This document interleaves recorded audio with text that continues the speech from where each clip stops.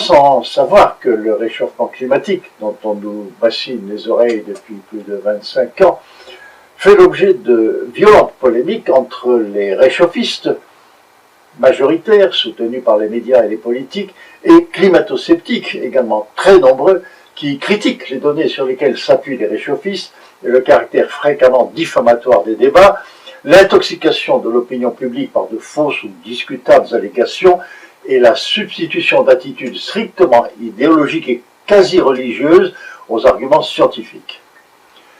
L'attribution par les réchauffistes du réchauffement climatique aux émissions de CO2 d'origine anthropique, créées par les activités humaines, est au cœur de ce débat et justifie à leurs yeux les coûteuses politiques visant à réduire ces émissions. Je ne vais pas discuter dans cette vidéo du problème de fond, qui est de savoir si le réchauffement climatique est une réalité, comme le soutiennent les premiers, ou une gigantesque arnaque, comme le pensent les seconds. Je vais simplement verser une pièce au dossier, en démontrant de façon irréfutable et incontournable que le CO2 ne peut en aucun cas contribuer au réchauffement climatique au-delà de ce qu'il fait déjà, et que l'accusé CO2 doit donc bénéficier d'un non-lieu. La démonstration est très simple et à la portée de n'importe qui, même sans aucune formation scientifique. Comme vous le savez sans doute, les gaz à effet de serre absorbent une partie de la chaleur réémise par la Terre et qui sans cela disparaîtrait dans l'espace. Cette chaleur est émise sous forme de radiations électromagnétiques qui sont identiques à la lumière mais de fréquences plus basses de sorte qu'elles appartiennent au domaine des infrarouges. Chaque gaz à effet de serre absorbe des fréquences caractéristiques de ce gaz et bien déterminées et uniquement celle-ci, de la même façon par exemple qu'une vitre rouge arrête la couleur verte. Supposez qu'un gaz à effet de serre absorbe 10% des radiations auxquelles il réagit. La chaleur correspondante est restituée à l'atmosphère et élève sa température et celle de la Terre. Augmentons la concentration de ce gaz. L'absorption de radiation sera plus importante, par exemple 20, 30, 40%. Et la Terre sera réchauffée d'autant. Continuons à augmenter la teneur de ce gaz. Il va progressivement absorber et restituer de plus en plus de chaleur, 50, 60, 90%, jusqu'au moment où il atteindra 100%. À ce moment-là, il bloquera la totalité des infrarouges qu'il absorbe et il restituera à la Terre la totalité de la chaleur qu'elle émet dans cette gamme de fréquences. C'est ce qu'on appelle la saturation de l'effet de serre. Et c'est ce qui se produit avec le CO2, dont la concentration dans l'atmosphère est très largement supérieure à celle correspondant à cette saturation. Il n'est pas nécessaire d'être titulaire d'un prix Nobel pour comprendre qu'au-delà de cette concentration, on peut ajouter autant de gaz à effet de serre, autant de CO2 que l'on veut, ça ne changera plus rien, ça n'aura plus aucune influence sur la température. Pour être un peu plus précis, je vais présenter la chose de façon plus académique et plus scientifique, encore que cette démonstration reste élémentaire. Alors pour commencer, il nous faut juste posséder quelques rudiments de la physique qui régit les interactions des radiations électromagnétiques avec la matière et introduire la notion de corps noir. Qu'est-ce que c'est qu'un corps noir? Un corps noir, c'est un corps qui, par définition, absorbe toutes les radiations, dont évidemment la lumière, et qui donc n'en reflète aucune, de sorte qu'il nous apparaît noir. Mais si on le chauffe, un corps noir émet à son tour des radiations de n'importe quelle fréquence, de différentes fréquences, et surtout la particularité fondamentale d'un corps noir, c'est que le spectre des fréquences, c'est-à-dire la répartition de l'énergie par longueur d'onde, ne dépend que de la température et pas du tout de la matière qui constitue le corps noir. C'est la raison pour laquelle une barre de fer et une barre de cuivre portée au rouge à la même température sont indiscernables. Vous ne pouvez plus dire laquelle est en fer et laquelle est en cuivre. C'est ce qu'on appelle la loi de Planck. À chaque température correspond donc un spectre d'émission, c'est-à-dire une courbe qui représente la répartition de l'énergie, ou si vous préférez de la chaleur, c'est la même chose, émise par le corps noir en fonction des fréquences de son rayonnement. Voici un diagramme sur lequel on peut voir comment varie la courbe de Planck selon la température. À chaque température correspond une courbe. Le long de l'axe horizontal de ce graphique, on porte les longueurs d'onde et sur l'axe vertical, l'énergie correspondante. Les grandes longueurs d'onde, c'est-à-dire les basses fréquences, sont à droite du côté rouge des infrarouges, et les courtes longueurs d'onde, donc les hautes fréquences, à gauche du côté du bleu, de l'ultraviolet, des ondes radio et des micro-ondes de haute four. Ce qui est important de noter, c'est que la surface sous chacune de ces courbes correspond à l'énergie totale que rayonne le corps noir à cette température. Comme on peut s'y attendre, plus la température est élevée, et plus la courbe se déplace vers la gauche, et plus l'énergie émise est importante. Le Soleil et la Terre, dans le domaine des infrarouges, se comportent à peu près comme des corps noirs. Le Soleil envoie des radiations vers la Terre, qui réfléchit comme un miroir certaines longueurs d'onde, et absorbe les autres, ce qui élève sa température. La courbe représentant cette absorption n'est donc pas la courbe de Planck théorique du Soleil, mais quelque chose comme ça, peu importe la forme. Supposons que ce soit une courbe comme ceci. De son côté, comme tout corps noir chauffé, la Terre émet des radiations qui, en l'absence de gaz à effet de serre, c'est-à-dire en l'absence d'atmosphère ou avec une atmosphère dans laquelle il n'y aurait pas de gaz à effet de serre, se perdraient en totalité dans le vide intersidéral. La courbe de Planck correspondante, en l'absence d'atmosphère, serait par exemple, peu importe, quelque chose comme ceci. L'important, c'est de noter que l'équilibre thermique de la Terre exige que l'énergie émise soit égale à l'énergie reçue. C'est-à-dire que la surface sous cette courbe, cette surface-ci, soit égale à la surface sous celle-ci, de sorte que l'égalité soit établie. Comment interviennent alors les gaz à effet de serre? Un tel gaz absorbe sélectivement certaines bandes de fréquences. Alors supposons qu'on introduise un gaz à effet de serre qui absorberait partiellement les fréquences comprises par exemple dans une bande comme celle-ci, dans cette bande-ci. La courbe d'émission de la Terre, donc qui serait mesurée au-delà de l'atmosphère, c'est-à-dire après l'absorption du gaz à effet de serre, serait modifiée. Le gaz à effet de serre absorberait par exemple toute la partie d'énergie que je représente ici, et cette énergie serait renvoyée vers la Terre qui s'échaufferait, et par ailleurs, donc la nouvelle courbe serait quelque chose comme ceci. Mais on constate immédiatement que la surface de cette courbe, du fait de l'amputation de ce morceau, n'est plus du tout égale à celle-ci. Donc, pour établir l'équilibre, la Terre va réagir, elle va s'échauffer. Elle s'échauffe grâce à l'énergie récupérée de cette partie-là. Et on va avoir une autre courbe qui va être, par exemple, quelque chose comme ceci.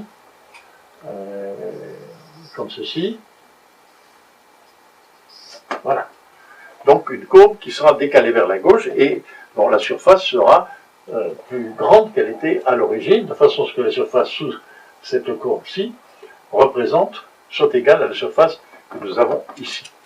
Alors, si on introduit plus de gaz à effet de serre, que va-t-il se passer? Eh bien, on va voir, au lieu de cette surface-ci absorbée, on va avoir une surface plus grande, comme celle-ci, et on va voir encore une nouvelle courbe qui va être, par exemple, quelque chose comme ça. De sorte toujours que la surface de cette nouvelle courbe soit égale à celle-ci. Alors, jusqu'où peut-on aller? Ben, c'est très simple. On peut aller jusqu'au moment où le gaz à effet de serre absorbe la totalité des fréquences représentées dans cette bande, c'est-à-dire toute cette partie que je mets en noir ici. Et on va avoir une courbe correspondante, qui va par exemple être une courbe comme ceci, par exemple. Je vais la repasser pour qu'on la voit bien. Cette courbe-ci. De sorte que toute cette surface va de nouveau être égale à la surface ici qui représente l'énergie absorbée en provenance du Soleil. Ce déplacement de la courbe représentative en fonction de l'effet des gaz de serre, c'est très exactement la définition scientifique de ce qu'on appelle l'effet de serre. Alors voilà, pour être plus exact, les spectres du Soleil et de la Terre tels qu'ils ont été relevés expérimentalement par des satellites au-delà de l'atmosphère. Les sinusoïdes correspondent aux courbes de Planck théoriques et les zones en bleu et en rouge aux mesures effectives. La différence entre les deux correspond aux réflexions et absorptions diverses. Le spectre théorique du Soleil correspond à sa température d'environ 6000 degrés et une partie seulement contribue à réchauffer la Terre, le reste étant réfléchi et renvoyé dans l'espace. Pour la Terre, on a représenté 3 spectres théoriques, parce qu'en fait, on ne sait pas exactement quelle est sa température moyenne, qu'on estime en général autour de 15 degrés centigrades. En réalité, les spectres réels diffèrent de ces spectres théoriques pour plusieurs raisons. En ce qui concerne la chaleur du Soleil reçue par la Terre, il faut déduire les radiations que la Terre envoie comme un miroir et donc n'absorbe pas. C'est ce qu'on appelle son albédo. En définitive, la chaleur du Soleil absorbée par la Terre est représentée en rouge sur ce graphique. En ce qui concerne les radiations renvoyées par la Terre dans l'espace, elles sont représentées en bleu. Et la différence entre le spectre théorique et cette zone en bleu correspond à l'absorption par les gaz à effet de serre. Si la Terre s'échauffe, elle passe d'un équilibre thermique à un autre. L'équilibre thermique exige impérativement que l'énergie qui sort soit égale à l'énergie qui rentre. C'est-à-dire que la surface en bleu doit être égale à la surface en rouge, même si du fait des échelles différentes, cela n'est pas très évident sur ce graphique. Sous ces courbes sont représentés les différents gaz à effet de serre avec leur domaine et leur capacité d'absorption. On voit que le CO2 a 4 bandes d'absorption. Les 3 premières sont très étroites et ne jouent pratiquement aucun rôle. La première n'absorbe rien puisqu'elle se trouve en dehors de la zone d'émission de la Terre. Les 2 autres se trouvent dans des zones où l'absorption par la vapeur d'eau est prépondérante. En définitive, seule la dernière, la 4e, intervient dans l'effet de serre du CO2. On constate que dans cette bande, l'absorption est totale.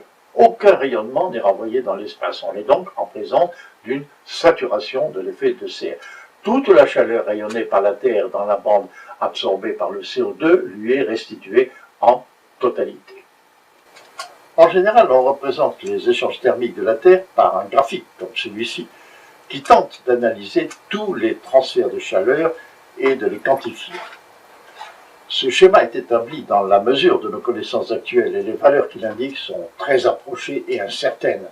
Ce sont plutôt des évaluations et des approximations et dans le vif débat qui oppose réchauffistes et climato-sceptiques, bien évidemment, la source de contestation.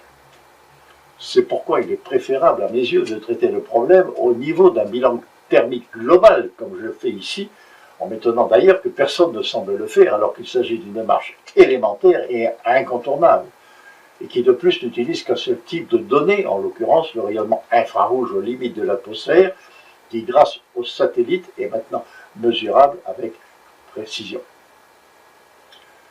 Je voudrais bien préciser ici que cette démonstration ne préjuge en rien de l'existence ou non du réchauffement climatique. Qu'on y croit ou pas, notre démonstration se borne à faire la preuve que l'on peut ajouter autant de CO2 que l'on veut et de quelque origine que ce soit, sans que cela ait la moindre influence sur la température.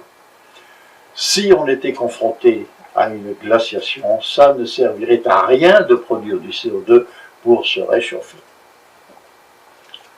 La preuve de l'innocuité du carbone est du reste cohérente avec un certain nombre d'observations qui alimentent depuis longtemps les réquisitoires des climato-sceptiques, comme le fait que dans le passé, on a connu des teneurs en CO2 de l'atmosphère jusqu'à 40 fois supérieures à celles d'aujourd'hui sans élévation de température corrélative. Même à notre époque, des accroissements de teneur en CO2 notables n'ont pas été accompagnés de hausses de température, comme ça a été le cas par exemple au cours de la guerre, ou durant les 17 ou 18 années entre 1998 et 2014, pendant lesquelles la température n'a pas augmenté, au contraire de la teneur de l'atmosphère en CO2. On peut enfin mentionner que dans les relevés des carottes de glace, la croissance de la teneur en CO2 suit les élévations de température au lieu de les précéder, comme ça devait être le cas, semble-t-il, si elle en était la cause. Alors il est bien évident que si une corrélation n'est jamais une preuve, l'absence de corrélation entre deux événements est bien plus convaincante pour laisser penser qu'ils n'ont pas de lien entre eux.